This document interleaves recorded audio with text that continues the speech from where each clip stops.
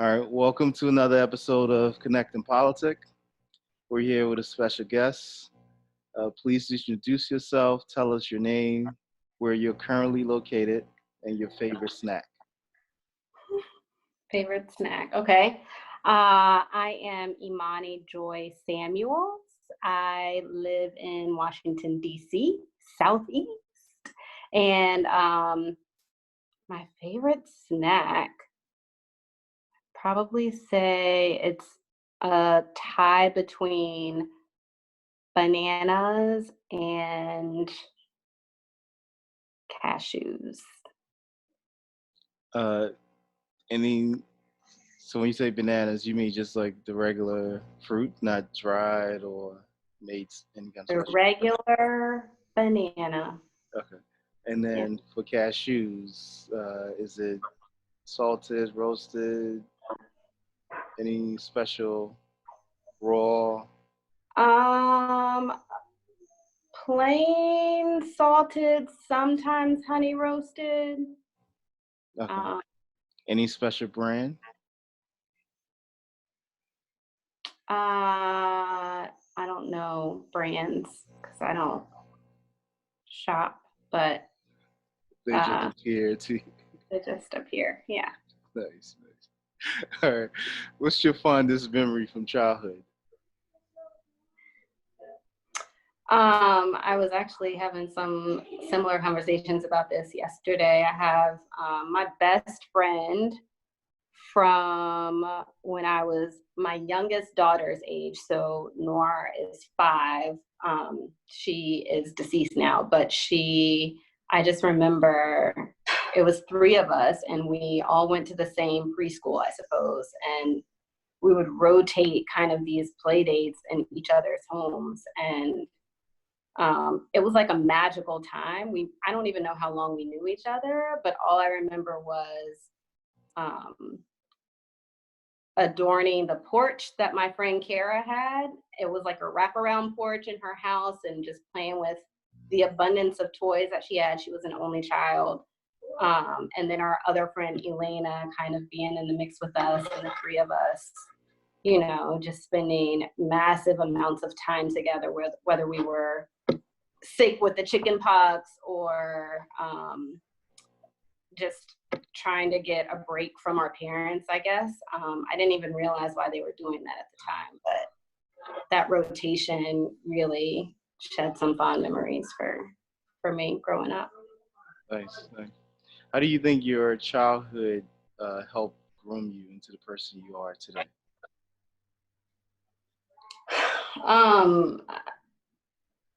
I mean, in every facet, I would say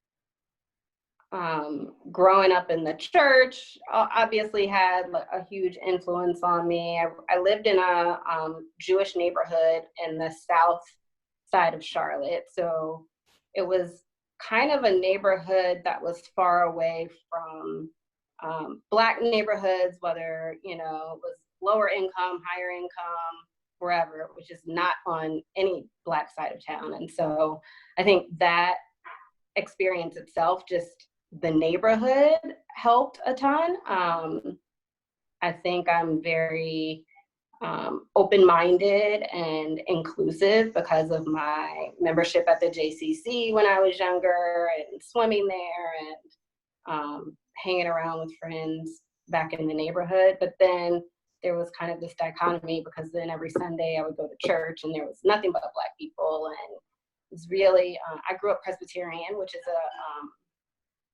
it's a denomination where there's always this sense of education within the culture. So typically every time there was a Presbyterian church that was planted, there was also a school planted next to it. And, it's very reserved, not a lot of hollering and hooting, so they would say, in Southern America. But, I was one of probably, I can count on my hand how many kids were in that congregation. It was a really small, intimate congregation that had a huge impact on my upbringing. I'm now drawn to very intimate and smaller communities and circles. And so I have these like little groups of friends everywhere. I don't have just like this massive group of a tribe or something like that. So that was huge. And then probably my family. I mean, I had family in Chester, South Carolina, and Smithfield, North Carolina. And every summer I would go to my grandparents' house. I was the only granddaughter, so it would be all the grandkids and me. And we would just live our lives and with minimal supervision from 5 to 15. I mean, we were riding bikes and sun up to sundown. It was pretty liberating. It was our freedom, our sense of freedom. So I think I've like held on to that nugget and concept of freedom throughout my adulthood. Nice. What's something in your life that you're not willing to live without? Something in my life that I'm not willing to live without.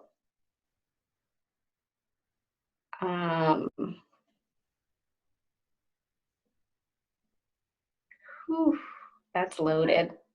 I mean, I think that I have a huge dependence on my husband.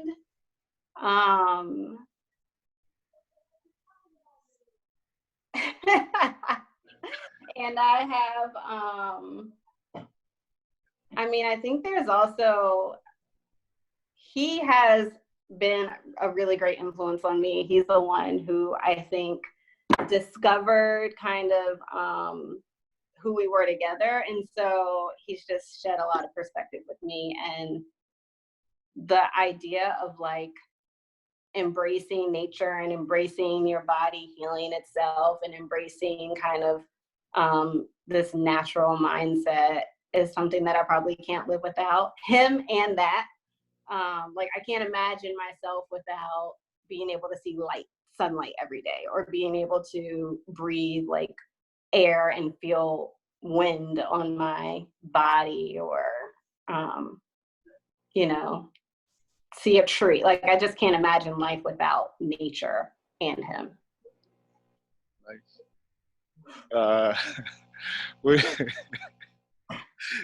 Yeah, that's layered, as you said, and so maybe we'll do a part 2 to discuss just that that piece. But for now, let's focus. What are your favorite things to do for self-care?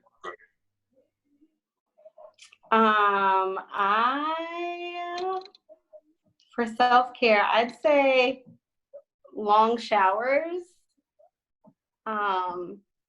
are really fulfilling. And like showers where there are no lights on, the windows open, there's cypress oil in the drain, like those showers are the best. And then reading and meditating every morning. I wake up, the first thing I do is I read, like I read a scripture, I read a verse or some type of devotion, and then just like sitting there and thinking and contemplating what I just read and reflecting on that. I think those are the 2 biggest things I do for self-care. Well, those are 3, right? So long showers. Oh, I put reading and meditation together because they all happen simultaneously. But yeah, I suppose 3. All right. What motivates you?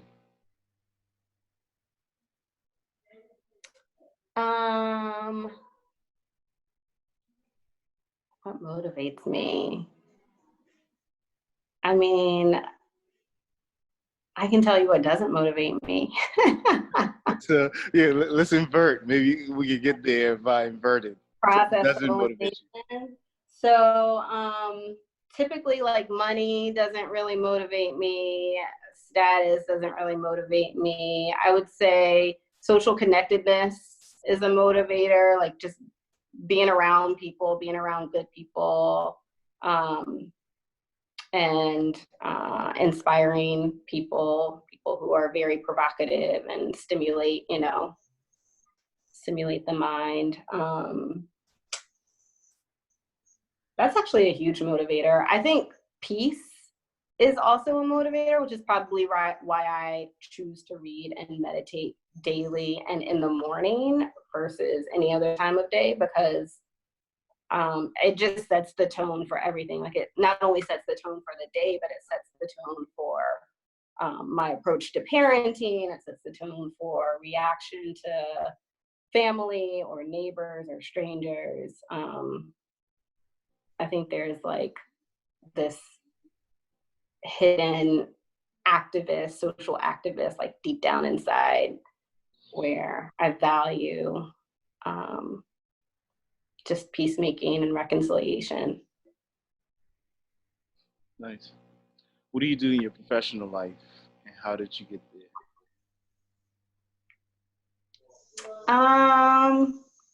I lead loyalty marketing at AARP.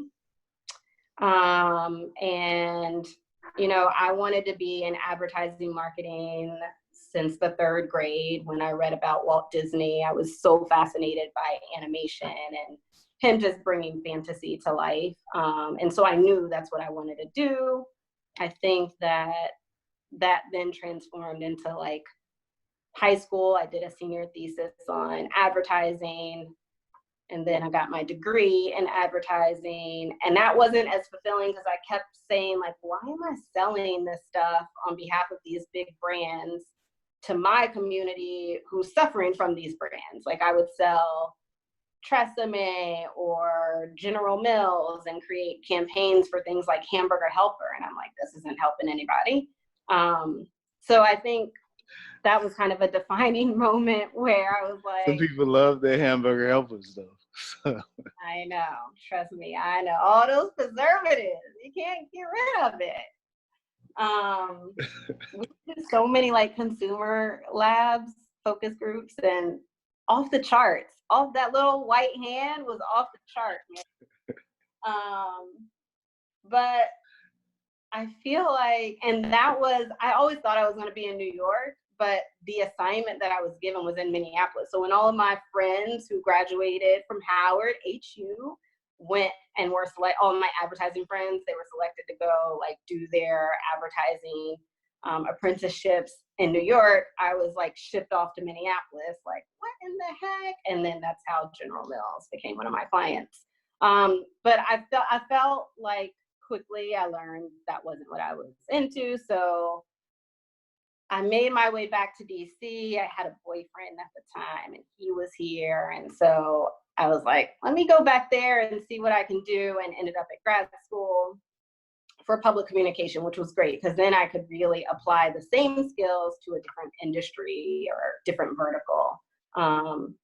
And started to get like a deeper understanding of public outreach, and did a lot of campaigns for like the FDIC. So Susie Orman was our partner, and we would teach these communities and really Americans, because this is back in the '08 crisis, like, don't hide your money under the mattress, make sure you're securing it in safe places.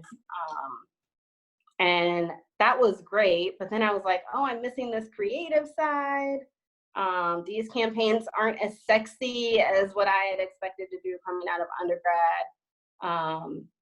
So I was in grad school and working full time at that PR firm, Ford and Valley, and decided to leave to go back to Arnold, a full service marketing agency or advertising agency, versus Porter, which is kind of like a PR firm / ad agency. And Arnold was great. My client was Amtrak, still not necessarily like social mission or cause marketing, but a little bit closer than a General Mills. I was just trying to get butts in seats. And it was probably the most beautiful creative campaigns I've ever done. Like, we would be on the train tracks of Connecticut or Vermont and be shooting in the winter or shooting in the fall. And like, I guess this goes back to the nature side of things, but that foliage and those shots were beautiful. So all of those photo shoots and everything were just so amazing. And I love that aspect, but it's hard. It's cutthroat. That industry is like a beast. I wasn't prepared for it. I was working really long hours every single day of the week, not really into it. And so my then boyfriend, now husband at the time, said, "You gotta leave." And I was like, "What do you mean I gotta leave?" And he's like, "This is not what you need to be doing." So I left. I had no idea what I was gonna do, didn't have a job. Later that summer, he actually proposed, which was great because I'm like, "Ooh, now this is something fun." But then, I know, right? Novelty. I'm into novelty. Um, so then, say what? I didn't say anything. Oh. So then I decided that I was going to pursue divinity school, and had like researched a bunch of places, and identified Princeton as the place where I was going to go to school. It's a Presbyterian school, back to my roots, and was preparing to go to the symposium that fall. It's kind of like a pre-orientation type session. And back when I was at Arnold, the place that was crazy, good for some folks, not great for me, I had this friend who all she wanted to, we would eat lunch every day, and all she wanted to do was walk dogs. And I'd be like, "Katie, you want to walk dogs every day?" And she'd be like, "That's all I want to do in life." And so she left the same time I left to go walk dogs, and now has a dog walking dynasty, and doesn't work, but has like all of these employees and is living the dream. But she called me up that summer and was basically like, "Hey, I have a friend who's hiring an AARP. Would you be interested? It pays this much. It's this role." And I was like, "What? 3 times as much pay as what I was getting paid at the agency. Where did they do that? Where did they do that at?" So I was like, "Okay, this sounds amazing. Like, forget about Princeton. I'm not going there. I can make money here." So then I did that. I was hired, and it was completely different than anything I've ever done. It wasn't advertising in its traditional sense. It was a lot of CRM and relationship marketing, and it was great. It was tough in the beginning because there was, a culture shock, but people were leaving the office at 5 o'clock. I was like, "What is happening?" I had no sense of it. And here I am 9 years later. AARP. I've had a number of roles. I was hired as an analyst, got promoted to manager, got promoted to director. And there was a certain time where I actually had taken a step back, like I was part-time, because I'm like, how do people work with kids? And so after my second kid, I was part-time for about a year and a half. But I've been a director for maybe the past 3 or 4 years, and now lead loyalty marketing. And it's great because it's a digital platform, so it's all digital. It's kind of gamified learning. And so we're kind of tricking people into learning things. We have this whole platform where we've identified all of these transitions when you're 50 and over, and the ones that plague that audience the most. So ARP, it's designed for, it's a membership organization, but it's also a social impact organization. And so there are so many transitions, whether it's caring for a loved one, like caring for an older one, and college kids or high school kids. So this kind of sandwich generation, or it could be anything like you've gotten scammed, or a bunch of different transitions. But now we have the ability to create content that helps people navigate through those transitions, and they can earn points for doing it. So it's a loyalty program. You earn these points for hundreds of different digital engagement opportunities, and then you can redeem the points for really cool merchandise and product that's in the redemption catalog. So we stood that up about 6 or 7 months ago, and it's still in beta, but we have about 500,000 users, which is fantastic, and it's growing. And I've discovered over time that, I think I'm pretty gifted at marketing in general, but it's just not the passion that I thought it was.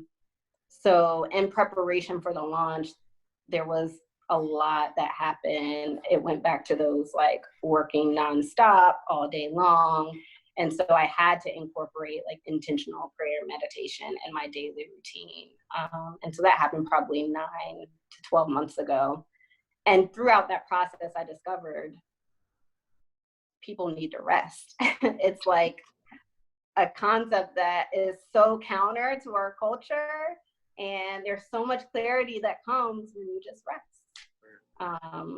And so now I'm on the path to figure out how to get rest to the masses or to intimate groups. Nice. It's good. What's one thing that you would love to learn that you haven't gotten to learn yet? Oh my gosh. I mean, aside from Rest. speaking, rest, and speaking Mandarin or Spanish or French fluently, like everybody else wants to do. I don't know. I mean, I'd love to learn how to compost. That's on my list to get done before we go back to post-COVID life. And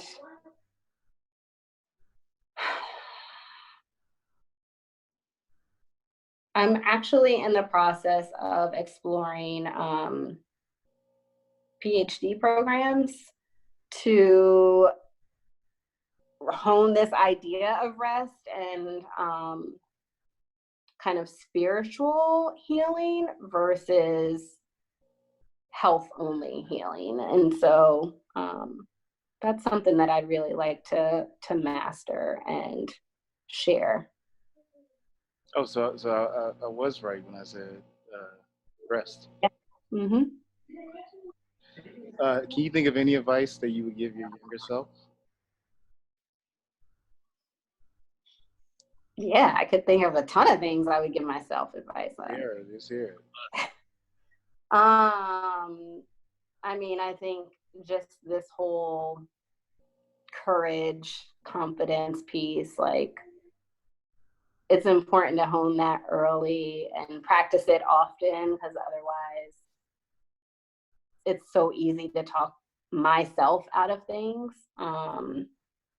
And it's easy. I'm very impressionable. So it's also easy for other people to talk me out of things.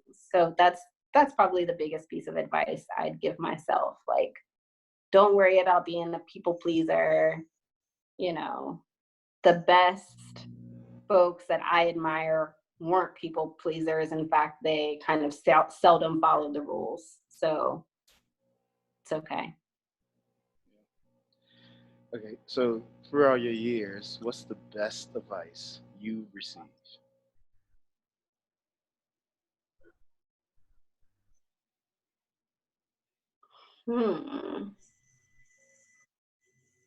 I haven't evaluated the quality of advice that I've received.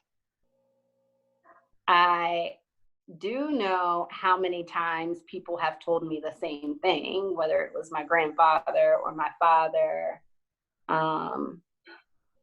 And that's to one, my grandfather used to always say he's not deceased, my mom's dad. It don't cost nothing to be nice, was one thing. And I truly believe in karma. And then my father, I think I've always had this agitation with corporate America.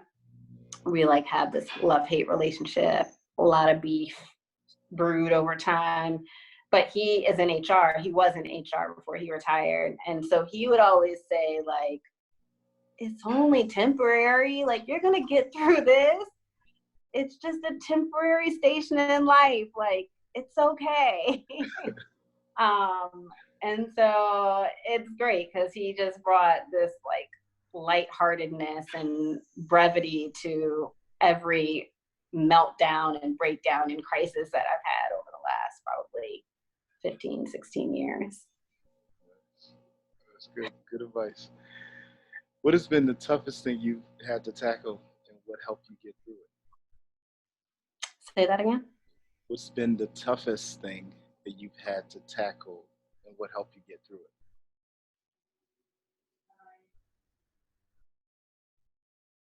Childbirth. that was the toughest thing. I mean, not even childbirth itself, but like, am I capable of cultivating a child? That decision alone was so hard. Consulted with so many, not so many, a nice group of folks about that. And that was huge. That was a really big decision. Also, just to take a step back, I wasn't married. I was engaged. Was 6 months into my engagement when I got pregnant for the first time. And I just had no idea. I had no knowledge. I didn't grow up with little kids. I was a baby always of my family.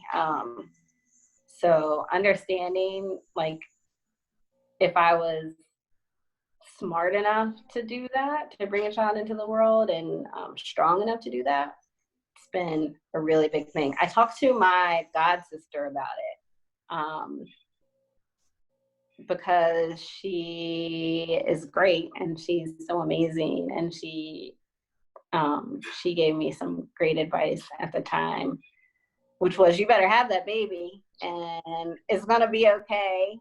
And I've been through it, and if I can go through it, you can too.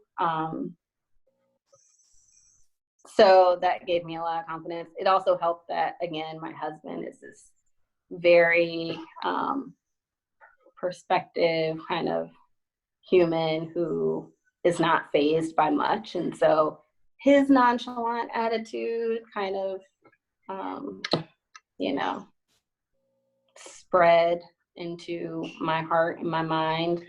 And we have these really great friends who we were having Sunday dinners with every Sunday. And so they shed light on like, it's a baby, it's life. Like, you should be happy and excited, and you guys can do this, and we'll be there to support you. And so appreciative of them. Their names are Mike and Reese. In case you didn't know.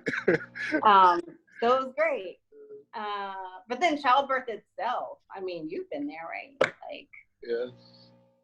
It hurts. You don't lie when they say ring of fire, right? And so I think it was helpful because I didn't have like a certified doula there, but I had someone who was taking care of me. Then I had someone who was taking care of the baby. And then I had someone who was taking care of the whole situation. So like having those three entities there just helped me push through it, both throughout the prenatal journey, but also like on the day of or the week of. Yeah. Nice. Good story. Yeah, it's a good time. Actually, you know how I have that photographic memory, so I can literally recall like everything you said. I literally recall the the night when you guys called and you said you have to stop by, and then you came by. But We walked into the kitchen. yeah, the walk into the kitchen and we gotta talk and this and that, all that. So, but anyway, that's for another interview. Okay. What makes you happy? Oh my gosh. I mean, when my kids conquer new things, oh gosh, that brings me so much joy. I'm like, how did that just happen? Especially when it's not only new things, but when they conquer a fear, or navigate through something without my helping them, that brings me a ton of joy. I love to travel. Haven't been able to do it as recently, but I remember some of my most happiest times being abroad. And so that brings me joy. I think it's not only just being there, but like engaging with other cultures and learning about new customs and their struggles and how they got through their struggles and what they find kind of the happy times that they find. So that brings me joy. If you won the lottery tomorrow, what would you do? And I'm talking about 500 million, 700 million. 500 million or 700 million. Yeah. So the big Is lottery, it, not a is it special. given in a lump sum? Yep. Okay. You get 100, you get your 500, one shot. Taxed probably, so it's like 40% of that. Yeah. I'd probably pay off debt, which is like our house and my student loan, and pay off my parents, whatever they have, debt, which is their house, and like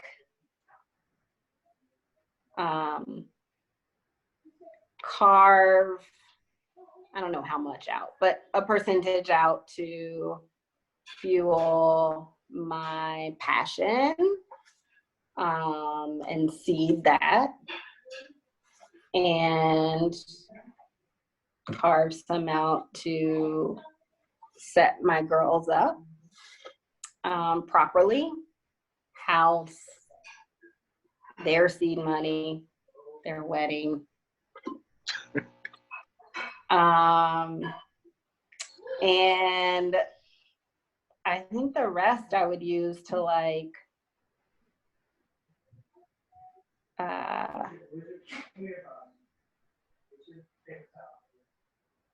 create those moments, those like the moments that bring me joy. So I would take my family up with me and go travel somewhere for an extended amount of time. That could be one of my like biggest regrets, not going to live somewhere for an extended amount of time as an adult with my family. I'd love to do that. You actually tapped into the next question, which is if you knew you had 24 hours to live, what are the things that you wish you would have done in your life? So you know your life is coming to an end, and you're writing a book or writing a list of all the things you wish you would have done. Yeah, I mean, I wish I would have taken my family back before probably school started to live somewhere. Somewhere Black, you know. I hear I think that when you say somewhere Black, what does that mean? Somewhere on the I mean, continent, in the Caribbean on the island? continent, yeah, on the continent. Like, I mean, I recently found out some of my roots, and so anywhere in West Africa, maybe do the Cape to Cairo tour. I've always wanted to do that. But yeah, that would probably be my biggest regret. I think another close second is like not really have like starting my own business and more relying on my own expertise versus working this long in corporate America. Gotcha. So when you were talking about winning the lottery, first thing you talked about carving out money for was a passion. Uh, can you unpack that? What do you need a large amount of money for a passion? What's the passion?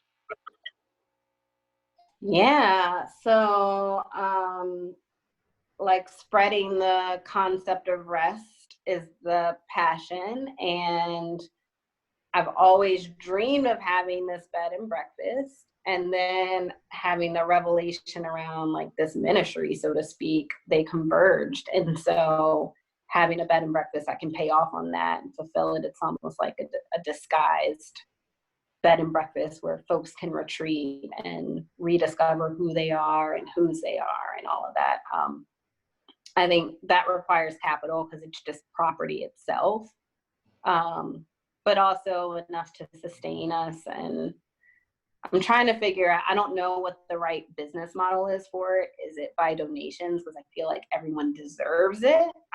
Or is it truly commercialized? But I would just need enough money to sustain that passion and to almost like continue my education and deepen my expertise in it. So when I talk about like the PhD program, I'd want money to help fund that if it's not free. Got it. All right. So for the last question, how do you define success? Haven't we talked about this before? Not really. No. I mean, we may have in some variation.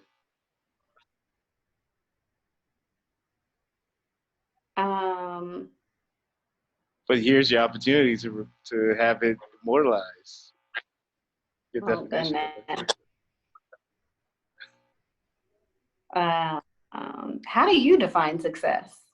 Well, the question is to you, but so first provide your answer, and then actually, what I'm gonna do is because there's been a number of these interviews where folks have either asked me questions or have tangential questions.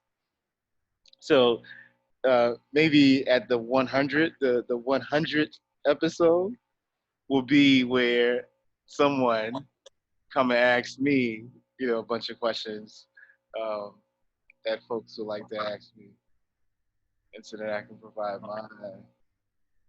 So we have to wait for the 100th episode. Oh, it's gonna be soon. It's soon. It's coming, in a couple of weeks. Okay.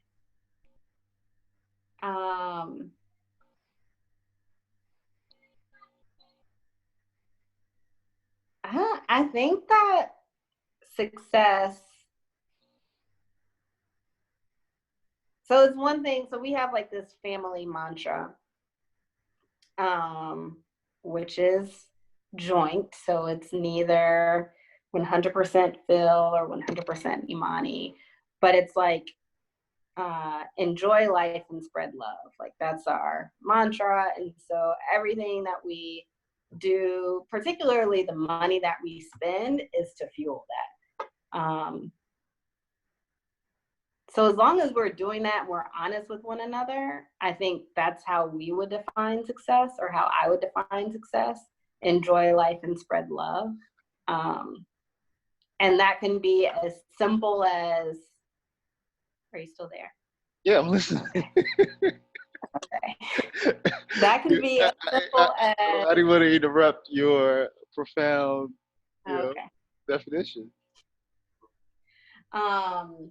Like just having this phenomenal meal that is savory and memorable, or it could be as grand as having one-on-one play dates with a variety of friends and family to make them feel special, and calling on neighbors. Like that's it. Enjoy life, spread love. That's how I define success. It's good. That's a good way to wrap it up. We connected in politics. So we will do this again in the near future. Sounds great. Thanks, Mike. You're welcome.